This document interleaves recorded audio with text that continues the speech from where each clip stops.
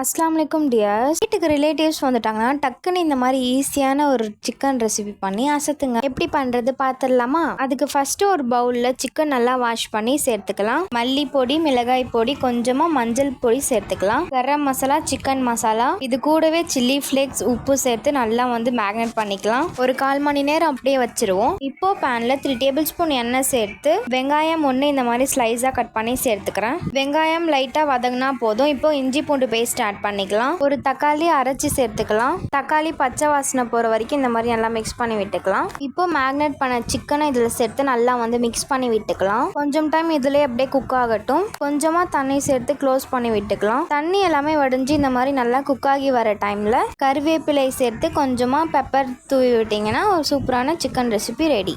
ரைஸ்க்கு, சப்பாத்திக்கு எல்லாத்துக்குமே சூப்பரா இருக்கும். ரிலேட்டிவ்ஸ்லாம் வீட்டுக்கு வந்தா இந்த மாதிரி செஞ்சு கொடுத்து அசத்துங்க.